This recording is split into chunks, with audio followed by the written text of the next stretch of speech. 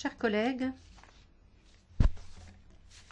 nous avons 5 intervenants inscrits sur la liste des demandes de parole. S'il vous plaît, ne soyez pas trop long dans vos interventions. Le prochain rapporteur fictif, M. Schaffhauser. Merci, Président. Plusieurs remarques. D'abord, j'approuve ce que mon collègue vient de dire. J'irai dans ce sens-là, d'ailleurs, mais je voudrais d'abord faire une remarque de fond. Nous sommes en face de la Convention de Montreux. Nous sommes en face déjà d'une coopération internationale. Je me pose la question pourquoi l'Union européenne et notre Parlement apportent une contribution supplémentaire. Nous sommes déjà dans le domaine de l'international, de conventions internationales. Qu'est-ce que nous apportons en plus? Là, une fois de plus, l'Europe veut se mêler de tout. Est-ce que c'est parce que derrière ça, il y a une idée de défense européenne? Peut-être, mais je ne comprends pas la pertinence de notre sujet en la matière. Maintenant, sur le fond, je crois qu'il faut bien distinguer, et d'ailleurs la Convention de Montreux le fait, les sociétés privées qui s'occupent de sécurité comme qu'on s'occupe de la sécurité d'une banque, avec les sociétés privées qui interviennent dans les zones de guerre. C'est bien ça dont il s'agit. Et en fin de compte, des sociétés privées qui agissent directement ou indirectement au nom des États. Je suis totalement opposé à ce principe. Nous sommes totalement opposés à ce principe.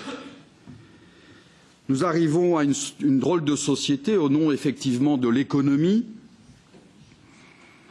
Au nom de l'économie, on nous a privatisé le droit. C'est les conventions avec le Canada, c'est le rapport CETA. Au nom de l'économie, maintenant, on veut privatiser la force, ce qui définit la légitimité. Un État de droit a le monopole de la force. Eh bien, maintenant, vous allez avoir des sociétés privées qui interviendront et l'État, la souveraineté populaire, la démocratie seront les spectateurs impuissants de quelque chose qui leur échappe tant au niveau du droit, qui devient un droit privé, le droit international, qu'au niveau de la force. Nous sommes en face d'une situation qui ne peut pas être tolérée, qui ne peut pas être acceptée.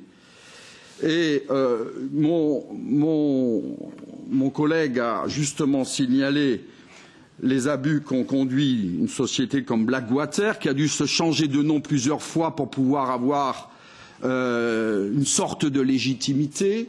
Mais ce qui est encore plus grave, je crois, c'est l'utilisation aussi que font les États de sociétés privées pour échapper au droit. Et là-dessus, je crois qu'il ne peut pas y avoir de démantèlement de l'État en ce qui concerne la sécurité, la défense et tout ce qui concerne, en fin de compte, le monopole de l'État. Sinon, vous n'aurez plus d'État. Et votre État de droit sera en fin de compte un État sans droit. Donc, je tiens à souligner ceci. Alors, concernant les remarques, maintenant, troisièmement, on se sert d'une compétence qui est déjà donnée aux États, où l'international est déjà dedans, pour mettre en avant la Commission au nom de règles morales. On veut moraliser tout ceci, mais le but ultime de tout ce rapport, c'est doter aux États une fois de plus, une compétence en disant la Commission va les aider. On veut faire du renseignement une compétence de la Commission en disant que pour faciliter les États, elle va remplir des missions, ce qu'elle n'a pas actuellement. Aujourd'hui, le renseignement, la Commission a son renseignement des États, elle n'a pas de renseignement propre. Donc, une fois de plus, nous sommes en face d'une volonté de démembrer les États, de leur enlever des compétences et, d'une certaine manière, une attaque contre la souveraineté des peuples. Je vous remercie.